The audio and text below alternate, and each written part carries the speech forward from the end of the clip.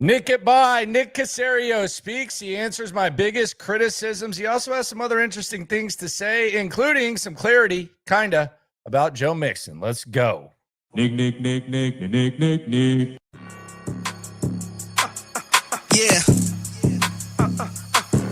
Yeah. It's the Locker Room on YouTube. You know what it is. Let's get it. Hey. Locker room, yeah, we in the locker room. Texas talk, yeah, you know what we about to do. Localize, every angle's what we really do. We the source, we the pulse of the city too. Landlocked, got the game in the headlock. Localize every time, can't stop, won't stop. Yeah, we top two and we not too. Plugged in daily digital on YouTube. We got taste for Nick Caserio speaks. We're going to react to what he had to say. A little bit more than what we typically get from old Nick. I brought some criticisms that I've had of him to him. He had some interesting things to say. Some of you may agree. Some of you may disagree. We also got an update on Joe Mixon, so we got a lot to get into. The bye week might be here, but there's no buys round here. This video is brought to you by the greatness that is Sleeper, the #1 sports app in the game, and they are just outdoing themselves. A lot of you already play the high-low. Those of you that have not, got an opportunity for you. $20 entry, no deposit needed. You can get in higher, lower. Plus, this is the kicker. You can also get the 100% match up to $100. Use the promo code LOCKER, and you can ride along with the game higher, lower. Very simple. They put up a statistic. You say higher, you say lower. The odds increase. The more difficult it gets, and then then if you're right, you get the money in your DFS account. I've been in a little bit of a slump, but I feel like I have a winner today. So here is my pick for the weekend, Sleeper, and I'll put together a few more. I usually do about 5 a day. On a Sunday and even on a Saturday. They do college as well. They do baseball. But I'm going to go with Devontae Adams over higher than 60.5 yards. I'm going to go Bo Nix higher than 1.5 passing touchdowns against the dog-butted Jets.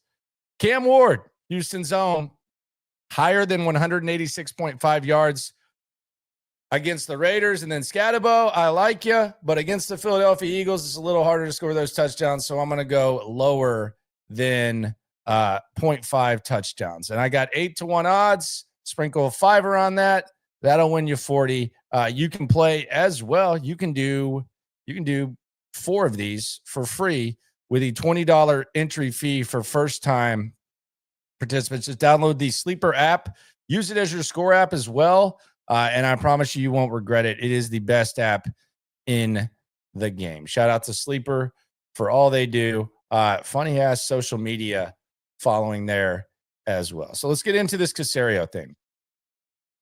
Nick Caserio spoke today, and when I criticize like an athlete, a coach, or a GM, I think it's fair because we're doing this professionally. It's not personal to perhaps bring that criticism their way, and in a cordial way.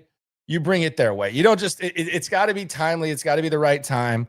But I think Cacerio, because he doesn't speak to the media very much, I think it's fair to bring about things that you may criticize. And those of you that follow along here, shout out to you. Appreciate you people. And I do mean you people. I've had 2 criticisms of Nick Caserio this offseason. I've had 2 criticisms of Nick Caserio, and one of them has been, I don't know how you trade tackle depth when it's so thin. And the other one is the return of the New England system, which it looks like there's been a little bit of a change. It does feel like perhaps Nick Caserio, old Nick, and old D'Amico, it does look like perhaps Nick. They might have talked to Nick Cayley after week 3. I think it's very possible that happened. But let's start with the criticism of the trades. Every time the Texans make a trade, every time Bill O'Brien would make a trade, they go up there and they say, we're going to do what's in the best interest of the team. That's what they say. We're going to do what's in the best interest of the team. But in the Cam Robinson situation, a guy who is a really good backup tackle. You've already paid for him. Nick Caserio and D'Amico Ryans, they said that they did it for the player because he wanted to play more. I asked him about this.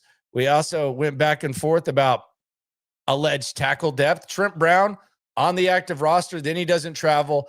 Blake Fisher, you've done everything in your power to not play him. Those are your backup tackles right now. What are we thinking here, Nick?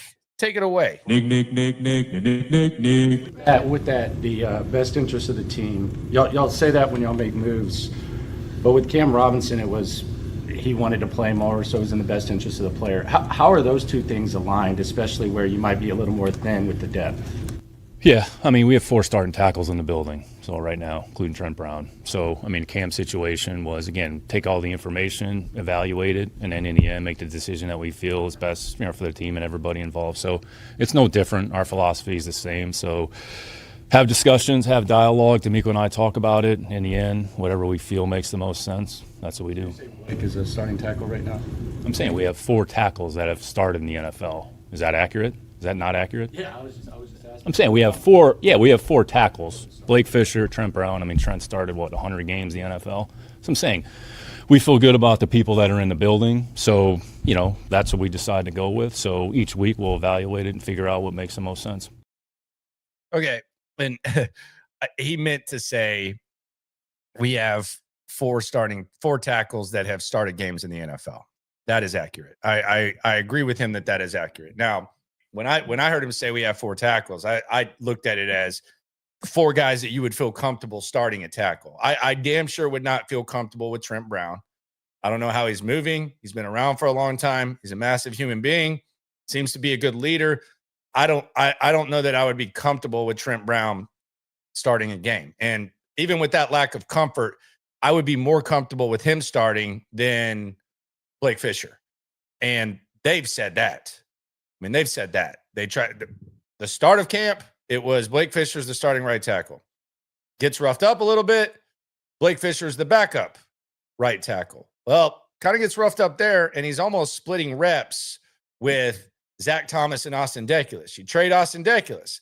Then the season starts, and rather than just plug Blake Fisher in at right tackle, you do like an extreme shuffle. So I get what he's saying. I don't know that I feel as good about that tackle depth. And hopefully, for the sake of all of us, because things are better when the Texans win, we're always going to criticize and break them down as much as possible.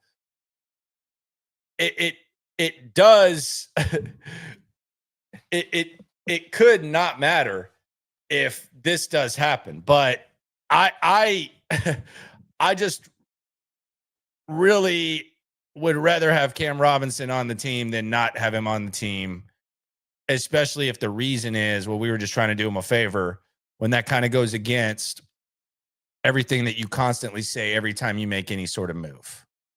That's just me. So Nick said what he said, the starting tackle. I think he just kind of misspoke. He knew he misspoke on that, but that's just me.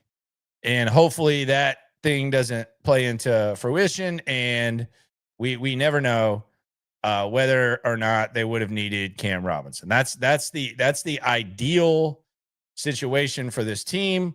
That's the ideal situation for me, and that's the ideal situation for you people, and I do mean you people. So that's what Nick had to say about that. Before we get to more from Nick Caserio, let's go to the chat. You ain't never hate. Swarm. Frank Z says he's not giving up on Mixon yet. Week 10, 11, LFG 100. Here's what Nick Caserio had to say about Joe Mixon and the possibility of Joe Mixon perhaps playing again, being in the building, whatever. Here's what Nick Caserio had to say about Mixon. Probably over the next, few weeks, we'll probably have a better idea. He's making progress, so I wouldn't put a particular timetable on it. So I think over the next 3-4 weeks, probably get a little more information here, kind of see how he's progressing. But taking one day at a time. But I think once we kind of get to that period, probably have a better sense of which way it's going to go, for the duration of the year. Yeah, it's interesting because it was a 4-week evaluation. Now it's another 4 weeks. Look, it's not looking awesome for Joe Mixon, and it doesn't look like it should make sense for Joe. Something Joe Mixon should consider. Now, maybe if you want to look at the possibility, maybe they want to see where they're at as a team and if they have a chance to make a run, and then maybe it would be worthwhile for Joe. But he's not going to join. And I think if you listen to what we've been saying here, we've been looking at week 11 as where this team can kind of set itself up to either make a run or it's going to be done. Maybe that's kind of how they look at it. Like, will it be worthwhile? You err on the side of caution. I don't know. I don't know if Joe Mixon's in the building. So I've never seen him. If he is there, he's just hiding from the media. And we know this thing has been kind of weird, but we at least know. I mean, don't expect Joe Mixon to be playing for the Texans in probably November, and then maybe you figure out what goes on in December. Which brings me to the next comment on the chat. I brought this up earlier on SNL. Killer X God. I don't know if you're an XNL viewer / listener. If you aren't, you should be. We'll be at Spanky's, by the way, the 17th of this month and the 31st from 3 to whenever. We want you out there. One of the best restaurants in town. Love it. Best sports bar. Yeah, that's my sports bar now. Spanky's. And I am a big fan of it. Sharpstown location. So we'll see you out there. But Killer X God on the chat. You ain't never hate. Swarm. He says, would you trade for Breece Hall? Yes, I would. And I think if the Jets keep losing, there's going to be questions about whether or not he wants to be there and whether or not it makes sense for them to keep him around. I think the offseason rumors, they were there. They weren't realistic. They wanted to see what they had. Right now, the Jets are the worst team in the league. It's really not even close. They got a game in London this week. Perhaps they lose that. I look at Breece Hall. You always hear me talk about chess moves. I think chess moves are moves where they help you in the immediate and they help you in the future. So I think setting up a 3-piece this year of Breece Hall, Nick Chubb, and Woody Marks at a very thin position like running back, and then bringing your Breece Hall back next year to be your full-time back, workhorse, pairing with Woody Marks, still draft another running back because I always want to draft running backs. I think that, yes, I would be down with Breece Hall. I think maybe you could get him for a third or something like that, especially given the fact that you have to pay him too, and given the fact he's damn sure not re-signing with the Jets. So, yes, I would be down with the Breece Hall thing. I'm usually quite dismissive of trade rumors. I always talk about EA Sports, but I would definitely be down with that. Let's get more injury updates from Nick Caserio on when he thinks these guys that aren't named Joe Mixon could be back. Texans are a relatively healthy team at the moment, but they do have some guys out. Here's what old Nick had to say about those guys. Nick. Yeah, Reed and Autry started practicing here last week, so I would say they're probably closer to playing than some others. J-Rock, probably, after another week or two, probably be available here at some point to practice. Jimmy's making progress, probably a little bit further out here, but he's been in the building working.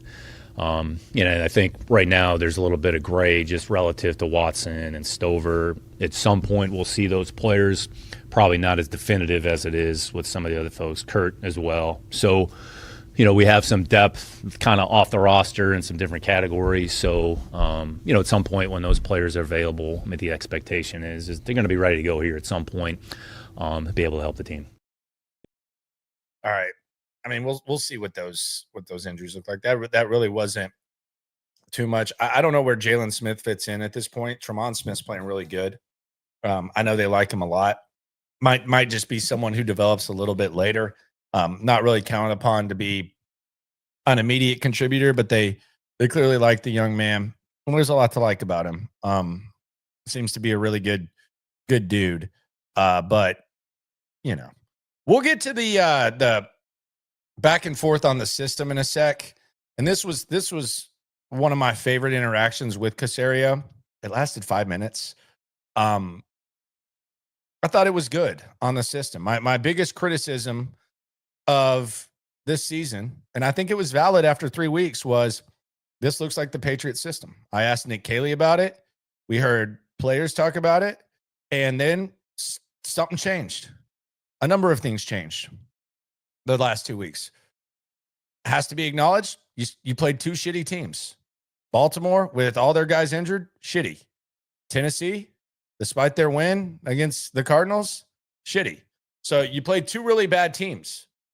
You also had a situation where DeMeco Ryans suddenly changes the way he functions on the sidelines. Now, contrary to the question that was asked today, he's never said that he was overseeing the offense. That's never been said. It's been assumed. And we also, if you watch the offense, it looked a little bit different, looked a little bit more imaginative, looked a little bit more creative. And you also had CJ Stroud say that you had Nick Caserio listening to players a little bit more and figuring stuff out. So you factor all that in, there are context clues that perhaps something changed with the system when it was at a peak level of frustration. Nick Caserio has been in this system for 20 plus years. He wore the headset with Tom Brady and Josh McDaniels. He was called upon to be a coach. He was in every single meeting, and he knows this system. And I'm sure he's protective of this system. I know he's protective of this system, which is why I asked him about it, because there aren't too many people who know it better than he. So we'll hear what he had to say. I think you'll really enjoy that interaction. We'll get to that, but let's talk about the guy that is in that system, CJ Stroud. Here is Nick Caserio talking about CJ Stroud and how he would assess how CJ is looking early on in this system in year 3. Nick. I think the last couple games, I mean, he's played the position away. The position's supposed to be played, made good decisions, been efficient. He's completed, 81% of his passes, hasn't turned the ball over. So, I mean, the reality is, and I mean, he said, I know, everybody gave him birthday wishes last week. He's 24 years old. He's still a young player. So even though he's played a lot of football, so you learn by doing, you learn by playing. Each year is going to be a little bit different. Each opponent is going to be a little bit different. Every situation is going to be a little bit different. So he's played pretty good football here the last few weeks. The most important thing, he's taking care of the football. So, I mean, go back to the Jacksonville game. I mean, we lost a game because we basically couldn't take care of the football. So if you take care of the football, you're going to have 75-80% shot of winning a game. So it's hard for, I would say, young players and quarterbacks to understand that, but the ones that take care of the football the best are usually the ones that play the best. I don't know, man. Like it feels like they blame everything on penalties and turnovers, and I don't disagree. But he also did kind of catch himself. They won the turnover battle against Tampa Bay. They had less penalties than Jacksonville. They just played shitty offense. It's really that simple. They just played crappy offense. And that's kind of one of those things where it is the word salad that we get used to with Nick Caserio. And some people actually disagree on the interaction about the system. They said that was word salad too. I didn't think so. I thought it was in depth, and we'll break it down. We'll slice it up here during the bye week. But I actually thought he dropped some bars and he dropped some knowledge on it. And we kind of got a grasp into what they like about this system and what they treasure the most about this system. But I'll ask y'all, do y'all think Nick Caserio is spitting bars today, or is it just some more word salad from Nick? That was him on CJ Stroud. What about Nick C on Nick C? Nick Caserio talking about Nick Caserio. Nick. Times 2. It's evolved. So anytime any of us are put in a position for the first time, you're going to have to deal with some ups and downs, and it's a learning process. So we've all been there. I've been there. Nick's going through it. You look around the league, there's a lot of coaches that go through that, but got a good attitude, taking the right approach. There's always a little bit of give and take, and, well, you want to try a little bit more of this, but maybe that's not the best thing for the team. Hey, maybe we're going to shift our focus a little bit here. So Nick's a smart guy. He's been around football for a long time, seen a lot of things. I think we've made some adjustments and modifications as we've gone. So we've talked about this. You probably figure out kind of what you have with your football team over the first 4 to 5 weeks. So, we have kind of 5 games in the bank here a little bit. So figure out what we're doing well, what are some of the things that we can build on. And Nick's done a really good job.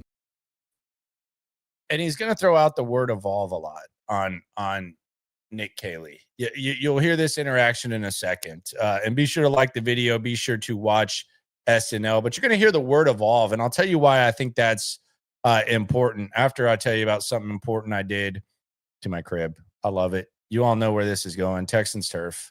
Shout out to Dan, the man. He just got back from Spain. The guy that provides him with turf so he can provide us with turf, he sent him to Spain. Much needed break because Dan and his team, they work their ass off. All year long, they are improving people's homes. They're putting in turf with multiple options. A lot of pets have allergies, not on the turf. Kids with insects, all that, the mud, not with the turf. Now, some people say, well, what about the drainage? They handle that. They put stuff all the way around your fences. They have the drainage in there. It drains quickly. It looks great. It's customized. Whether you're just living a normal dude in the burbs like myself, a big baller, whatever, whether you have a townhome or whatever, they will get it done for you. I was a customer before I even developed a relationship with them, a partnership, and it's one of the best things that I've done. And I will always be a customer no matter what. And no matter where I live, whatever, I always tell you Texans Turf is the best. So go to TexansTurf.com. They got the financing. They got the discounts. It looks awesome. I am a big fan of Texans Turf. And I think if you've thought about getting in the turf game, you will not regret it. I can 100% promise you that. Shout out to Texans Turf and the greatness. So Nick Caserio used the word evolve a couple of times when talking about Nick Caserio. And it kind of adds to what we've been thinking when it comes to what we've seen the last couple of weeks from this Texans offense on top of the opponents, because evolving, it means change. Like the question has been, well, did something change on this offense? Well, we know D'Amico Ryans let Matt Burke call plays. We know that it looks a little bit different, does look a little bit more creative. And we also have dictionaries. And the definition of evolve is right here. And I took it from the Cambridge Dictionary. And I will not, Cambridge Dictionary, I will not be someone that uses this very often. I don't pride myself on the extensive vocab. I think Cody Stoots has the better vocab of the SNL duo. But the definition is very simple. To develop gradually or make someone or something change and develop gradually. That's what evolve means. The word change is right there. So when Nick Caserio talks about evolving and all that, that's another word for change. So did something change with the offense? You would think so. He literally told us, we literally saw it, and we saw other changes. Now, does that mean once they play Seattle, Denver, Jacksonville, San Francisco, Indianapolis twice, Kansas City, the Chargers, does that mean it's going to look as good? Likely not. Likely not. But we did see it, and hopefully it can be better than it was when they played the 3 good teams that they lost to earlier, Jacksonville, Tampa Bay, and LA. That's what they need to do. They just need to be better than they were in those 3 games, and your superpower, your defense, can give you a chance to win those games. Nobody expects this offense to score 40 points a week. Might not even expect them to score 20 points a week, to be honest. But they've got to do a better job than they did those first 3 games. That's the bar. We talked about this in the offseason. The bar is lower. Talked about grading on a curve. They weren't even able to pass the test on the curve early on. So that's what they've got to figure out. And I think a lot of the frustration with those early 3 games was, well, good God, this looks like the New England offense. I'll be damned. We asked Nick Caserio, and I mean by we, I mean me. We asked Nick Caserio about this offense, he said it was going to be the Texans offense. Well, it looked a lot like the Bill O'Brien offense the first few weeks, and it was dry. It was stale. And then we saw some improvement. Now, will that improvement carry on? Who knows? But because I've talked about this offense so much, I felt it was only appropriate to ask the guy that I think probably wanted to bring it here, at least foundationally, Nick Caserio. And this is a back and forth, which we'll pause and react to, of me asking Nick Caserio about this and the notion that the Patriot offense is back and what Nick had to say. Let's check it out. System. I know like some of the foundational pieces are the New England system, but we always talk about, the New England system is back. I'll say I talk about it. I won't lump people in. Are you in the New England system? Well, how is this? Like, telling me as much as you can tell me, because there's been players that played for both O'Brien and him, 3 guys that have said it, and Todd Bowles said it was familiar. Telling me as much as you can without giving away too much. Tell me how this is different than the Brady New England system. Yeah. Again, I think anytime everything kind of generally labeled this system, that system, I would say football evolves over time. So, again, the offense as it was constructed in 01 is different than the offense in 07, different than the offense in 2010. So it kind of took on multiple different shapes and sizes. Offensive football, forget about the New England system or any system. It usually goes back to what are some of the foundational things, core principles, and I think that's good. I've developed this into 5 reactions from Cacerio, and I think he's bringing up a good point. The evolution of this offense was existent with Tom Brady.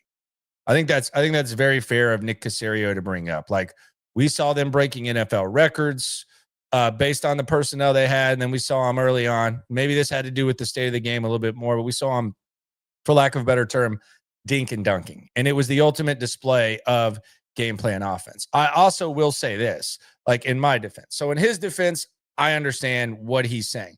In my defense, in our defense, we witnessed Bill O'Brien, who was not a guy who evolved this offense. It did not evolve.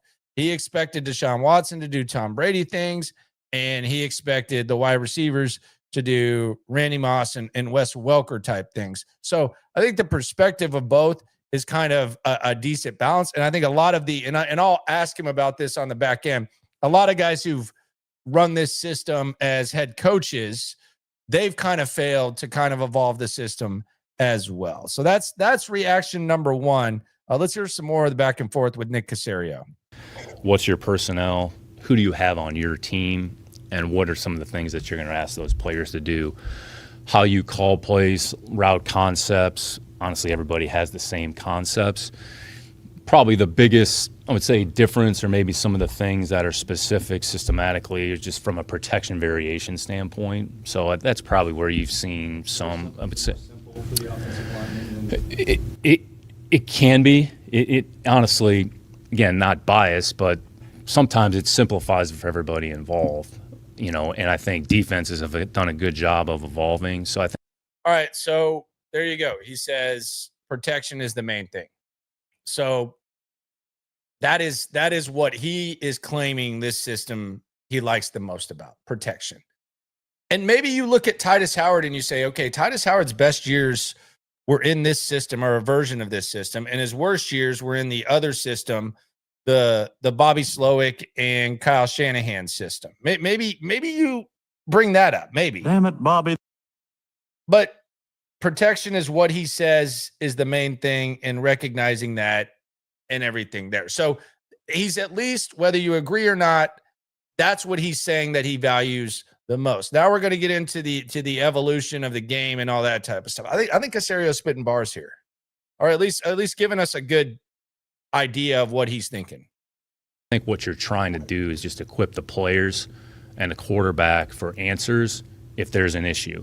And there's going to be times where the defense presents situations where maybe they have an extra player that you can't block or you can't account for. So it's really more, I would say, in a protection system front than it is anything else. You know, route concepts, run games, some of those other things.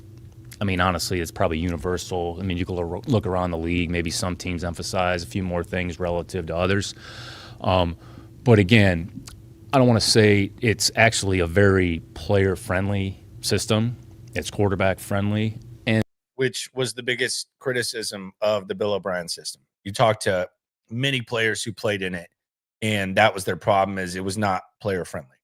It was not player-friendly because you were expecting them to do Tom Brady things, and that's the biggest knock on this. And Cacerio is saying, so he's saying it's protection, and he's saying it's player-friendly. And he's obviously going to admit here in a sec, and this is why I think he's spitting bars, he's going to admit that he's obviously biased towards it, but I just appreciate the insight on it. And I mean, really, for lack of a better term, taking me to task on what I've been saying. Now, whether it looks that way the final 3 quarters of the season, who knows? But here's some more from Nick. And you have to learn the terminology and what you call things, and sometimes you got to be able to translate a little bit.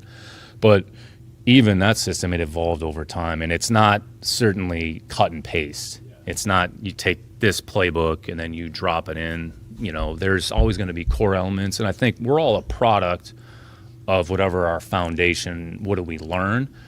But even as you grow as a coach, as a, you know, in personnel, you're going to make some changes and adjustments as you go, and you're going to kind of, I don't want to say modernize it or equip it to this game and to kind of mirror with some of the defense. And when you look at the way defenses are playing now relative to, let's call it the 2010s, 15, you know, through 15, like it's definitely changed.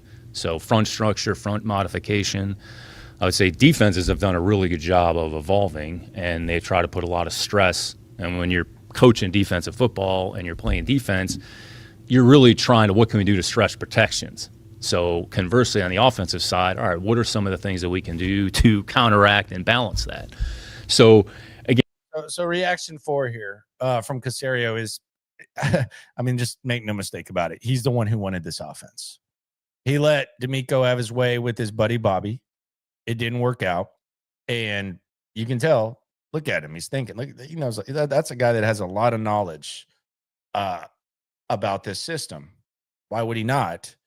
But you can tell he's just very passionate about it. And make no mistake about it, if this fails, it's on Nick. Now, does that mean there's like extreme consequences? Don't know.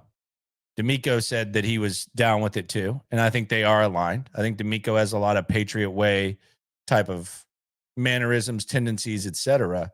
But this is his baby, and Nick Caley was one of his guys, so he obviously has a lot of passion for this system. and I think sometimes you just have to be careful of just making too much of a parallel. It's system to system. It's definitely evolved over time, and unless you've been really in the system, you know, which I've been in a lot of systems over the course of 25 years. I'm not saying like you've been a part of it, and that's why I asked, because we've seen it not work with Tom Brady, and that's one of the talking points that I use. And then we saw it for a number of years, and it didn't feel like it was evolving as much. But you're one of the guys who was there for 20 years. You coached in it. You were in the building. Sometimes you're wearing the headset. So I just figured you would have a better grasp of it. It definitely evolved, Landry. And the same thing defensively. And you're looking going back to some of the defensive front structures from how it was kind of in the beginning to where it was in the end. You're saying it's evolving here, right? But that's like not always, though, right? Correct. I'm saying offensively and defensively, just in those systems, my experience over 20 years, they were modified and tweaked and evolved. And then when you look at where we are with the Houston Texans, we've had a couple different, call it offensive systems, but I'd say a lot of concepts that we're using currently, we've carried over from the past 2 to 3 years. You know, they're player friendly, there's some carryover, and that's where as a coach, you're just trying to figure out what makes the most sense and trying to make it work. And I think we've done a pretty good job of that. And D'Amico's done the same thing defensively. The things that he was doing in San Francisco, we're doing things here that he wasn't doing in San Francisco. And that's kind of the ebb and flow, of this league. All right, so there you go. And I think the final thing that he said with D'Amico, I think is interesting, because maybe that's what they say to Nick Caley whenever the change is made. And maybe there's some guilt that they didn't do the same for Bobby and figure something out. Now, I think Nick Caserio any day would rather be running this system that he knows as opposed to Bobby's system and the Shanahan system, which not really what he does and what he was kind of learning about. So I would say that if D'Amico Ryans, like let's say D'Amico Ryans, let's kind of put everything together that we've seen. If D'Amico Ryans decided I'm gonna not oversee, but I'm going to be more of a resource for Nick Caserio, and I'm going to be more of a quote walk around head coach, which is not a derogatory term; it's a good thing. Perhaps D'Amico could tell him, and Cacerio could present it as, "Look, what I did in San Francisco on defense is not the same. I mean, look, I got Jalen Petrie in. We basically play nickel. We play base nickel. In San Francisco, it was basically 4-3. Now, we did play a lot of nickel because we had Jimmy Ward, and there was that. But we went from playing 4-3 in 2023 for the most of the time to now essentially a 4-2-5, but you can still consider Petrie a linebacker, but they've changed the way they play. So if D'Amico was to go up to Nick Caserio and try to do this, he can point to himself as one of the better defensive coordinators and defensive minds in football the last decade, whatever, 8 years. And he can say, well, I had to do this too. And Bobby didn't do it. And Nick Caserio himself has talked about square peg round hole. Sometimes you maybe just get stuck and you need someone to help you. Your first days at work, like, and Cacerio kind of brought that up too. Like your first days at work, maybe you need someone to let you know what you were doing and maybe improve it or whatever. So that when he mentions that, and he even mentions D'Amico, it just makes you wonder, like based on everything we've seen, if perhaps that's what Nick Caserio was alluding to, and that's what they alluded to. So I think that's something interesting to perhaps keep in mind. And I'll ask the question again: do y'all think that Nick Caserio was all word salad today, or do you agree with me and feel like he provided some entrees? Because I thought it was some good substance and some good, at least just explaining where he's coming from when it comes to the two biggest criticisms that I've had this year. Also gave at least, Joe Mixon wait 4 or 5 more weeks. Now he might just be pushing it back and consolidating the verdict, but hey, 4 weeks, you'll take it instead of day to day, right? You ain't never hate. Swarm. Poor boy Jay says, do you think if we start holding majority of teams to 14 points or less, this defense becomes elite? I mean, yeah, this defense is already pretty close to elite. I feel like they can be a lot better. If you look at their schedule, like if they're holding teams to 14 points or less, then yes, you're absolutely elite. If you look at their schedule that's ahead, I already think it's pretty damn good. It's a championship caliber defense for sure. And I don't even think they've scratched the surface, but I don't think they've even done as much as they can. I still think they can take the ball away even more than they have been. So, yeah, I mean, being elite, I don't think this defense, we've kind of rolled our eyes a lot of times at the notion of, the being close, but I do think the defense is close to being elite. Another one from poor boy Jay. You ain't never hate. Swarm. Let's hypothetically say our offense is top half of the league come week 12. Can the Texans make a yes. With a top 16 offense, yes, for sure. They can make an AFC championship game. And, you've seen teams, the examples I always use are, we can go Jacksonville in 2017. Saxonville, they made it with Blake Bortles kind of a weird name to use at this point, but the Jets with Mark Sanchez, my God, what a weird story that is. They made a couple of conference championships. Like you see it a lot.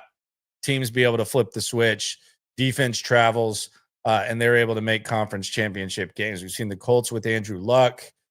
So yeah, I do think so. And I think you can get hot. And the other thing about sometimes when you see like wild card teams, you see them get hot. And I know Jacksonville won the division, but when you see wild card teams get hot, sometimes in baseball and sometimes in football, and speaking of cross-sport analogies, Nick Caserio used one today. He's got to stop doing that. You got to change that one. I'll tell you what that is in a sec.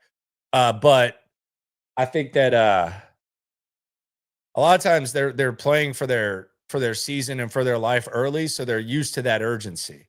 Like some teams just run away with the division, and then the team that's quote hot ends up knocking them off because they've been playing with playoff type intensity, win or go home type of vibe for a long time. So sometimes you see that. So sometimes it can kind of be a blessing when you're a wild card and maybe you had to win your last game or win your last couple of games to get into the playoffs. So sometimes that happens, and that could happen with the Texans. Speaking of the Texans, TDECU, they got that lovely looking Texans debit card. A lot of people have taken advantage of it. 15% off is what you get at the Texans online team shop. No matter what you want to get, jerseys, hats, hoodies, doesn't matter. No matter your look, it's all 15% off. You can get the customized jersey. You can show your Texans pride and score savings while you do it. All you got to do is visit tdecu.org/Texans. Get your card today. Membership required, insured by NCUA. And also watch the Locker Room postgame show and Reaction Monday on SNL for the TDECU Where Credit is Due segment. They got a lot going on. It's a great credit union, and they do some great things in the community beyond just helping people with their most prized assets. So shout out to TDECU for supporting the community and for supporting Houston football, Locker Room, and SNL. Again, that's tdecu.org/Texans if you want to get that nice, pretty debit card. All right, so Nick Caserio today, and again, I asked the question, word salad or bars with Nick Caserio. And I'll go to the chat for some feedback on that.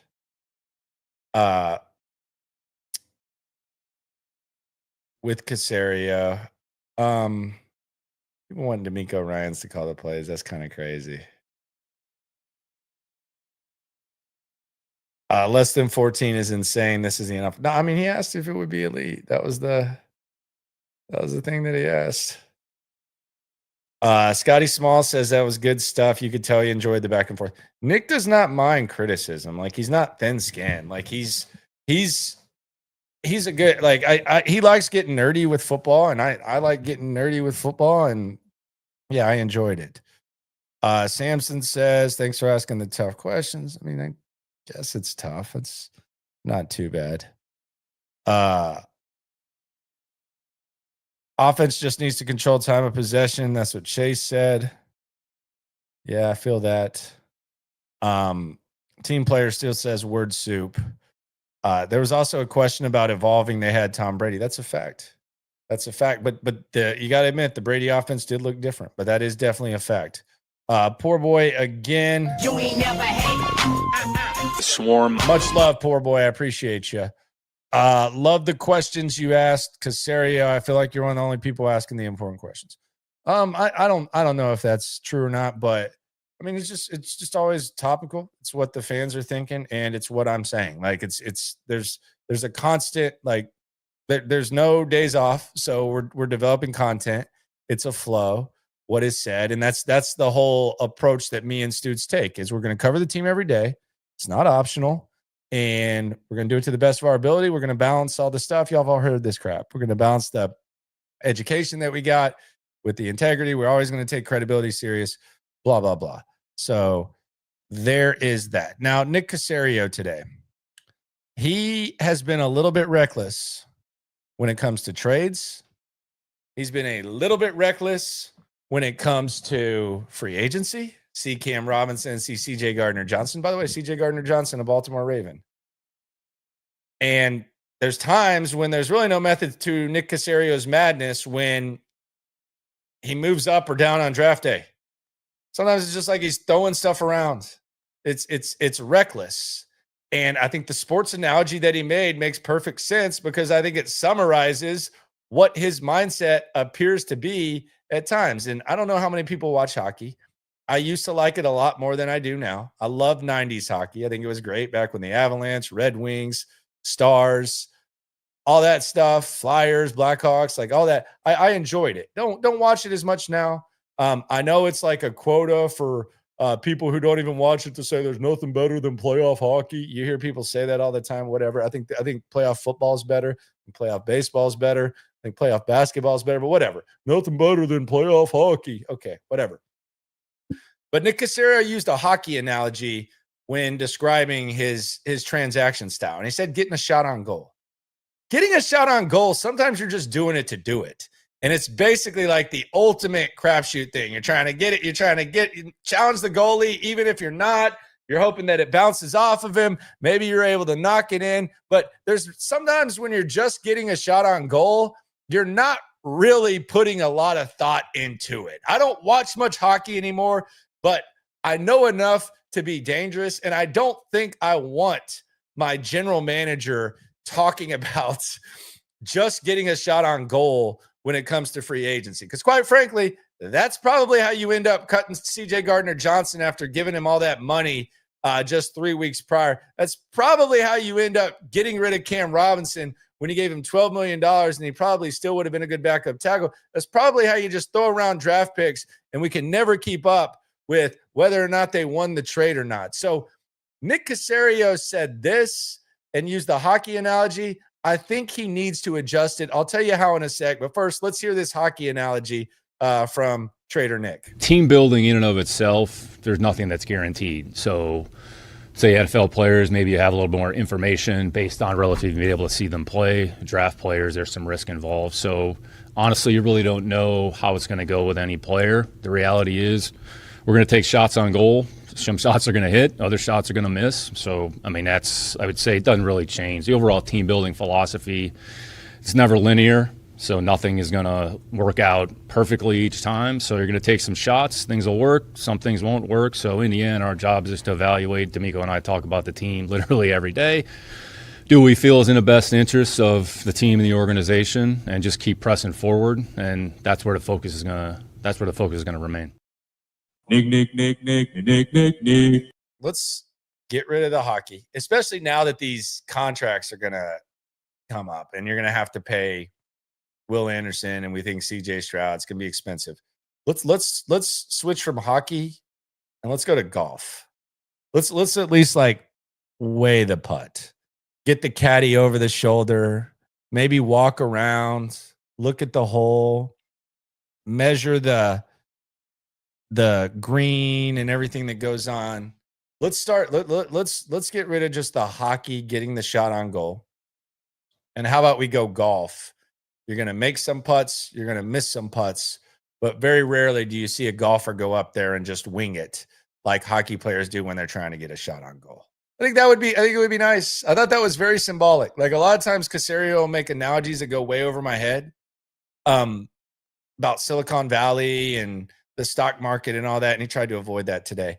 But I think a shot on goal. Let's move past the shot on goal, and as things get more difficult, things get more crucial, maybe you take the next step. You're not going to hit them all, but let's get away from the shot on goal, and let's treat it like a putt.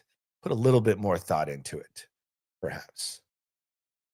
I'm kind of being trite, but I'm kind of not.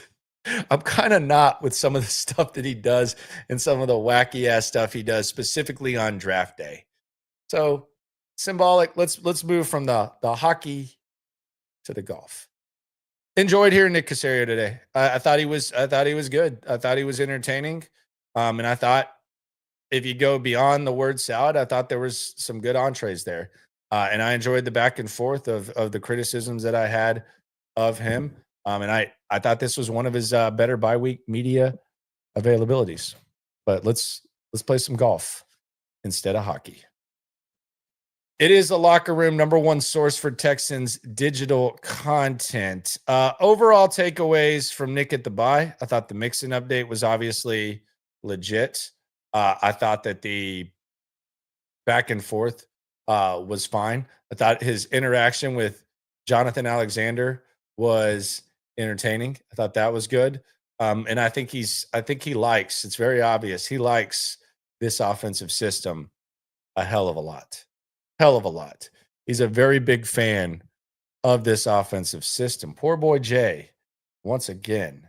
You ain't never hate. Swarm. He says, I feel like if we play against Seattle, how we played against the Ravens, we'll come out with the dub. If they beat Seattle, then you just reassess everything about them.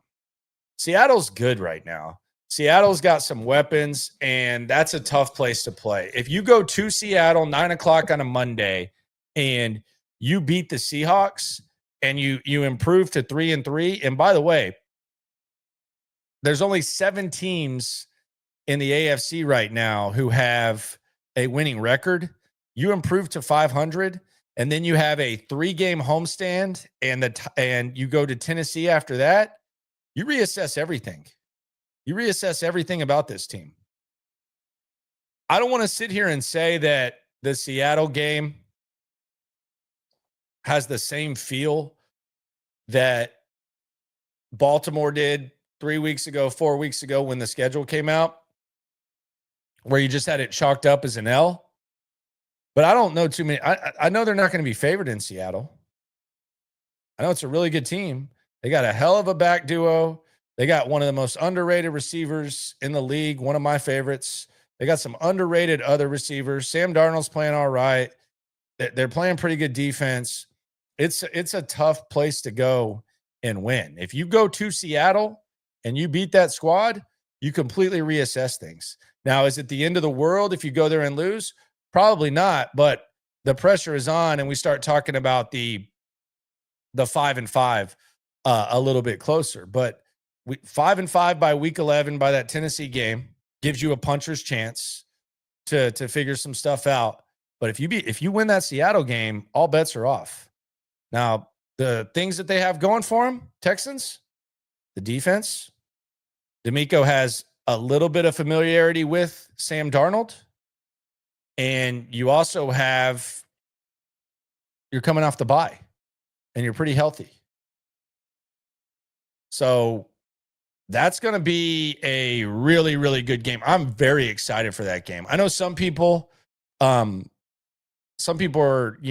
they don't like staying up late because you got to get up, you got to go to work. I've always been able to function without sleep. By the way, Seattle goes to Jacksonville this week too. So maybe Seattle can do you a favor, and then you can smack them after they do a favor for you. But I'm a night owl, and I know that 12 o'clock is late. Hey, don't threaten me with a good time when it comes to a 12 o'clock postgame show. I'm right there. And then a quick turnaround for Reaction Monday on SNL. I'm fine with that. I'm beyond fine with that. Don't threaten me with a good time. I cannot wait to night out that. And it's a Monday night, man. I love Monday night. I love the atmosphere in Seattle. And I just like that kind of vibe. That's my vibe. Don't threaten me with that. I'm damn sure not going to be complaining about being up late. I can guarantee you that. You ain't never hate. Swarm. Poor boy Jay again. My gosh, poor boy Jay. You are very generous today. Much love to you. Last one. What's your prediction for October 20th, Seattle versus Texans? Do you think we will come out with the dub? God. Man, it's really early. So I reserve the right to change my mind. But I'm going to say the Texans get the win. And the biggest reason is I think CJ Stroud has confidence right now. I think this bye week comes at a perfect time. I think the schedule had as much to do with the ass whooping of CJ Stroud last year as anything. And I don't want to say I'm drinking the Kool-Aid, but I think this defense is going to be able to frustrate Sam Darnold. And I think what Seattle does well with Jackson Smith and Jigba, Derek Stingley is going to be healthy. Kamari Lassiter is good to go. I think they get the dub, and I think we're talking about this Texans team a little bit different. That's what I think. Now, as we get closer to the game, we'll reassess. But with where I'm sitting right now, I'm going to say the Texans win that game, and it's going to be a fun late night post-game show, early morning, Reaction Tuesday. I say Reaction Monday, Reaction Tuesday, but it's technically Reaction Monday. So we'll see how it goes. Poor boy Jay, appreciate you, my brother, very much. Appreciate all y'all for rolling through. Nick Caserio, word salad or bars? Question of the day. Word salad or bars? And also, let's go back to the definition of the day. As we go to school, we say crisscross applesauce. To develop gradually or make someone or something change and develop gradually. That's straight from the dictionary. So Nick Caserio says it's happening with Nick Cayley. We'll see if it continues once they play the better competition. But the bye week, hell of a time. And this is going to be a really, really, really fun season no matter what. And we're in it together. Reminder with the sleeper, seriously, if you haven't played sleeper, you got to go play. It's $20 entry, no deposit needed. You don't have to put in a single penny. Now, I don't know when you'll be able to cash out, but $20 entry, no deposit needed. Play the higher, lower. Use it as your scoring app. I'm telling you right now, I used to use the 4-letter word scoring app. I got used to it. They stopped really updating. I think y'all have noticed it. When you try to go look at the game log now, they stopped updating. Sleeper doesn't. They tell you the plays in progress. They give you the stats. If you have picks, then they'll tell you where your picks are. It's the best app in the game. Go on X and look at just how witty they are. They love ball. We love ball. Pause. But Sleeper, I'm telling you, get that $20 entry, and you can also get 100% back up to $100 with the code Locker if you want to sprinkle a little something else on there. So get the free 20, get the 5, and that's good for however you want to go with the DFS. So check out Sleeper, and appreciate y'all for rolling through. Not too much salad from Nick Caserio. I enjoyed it. Hope you did too.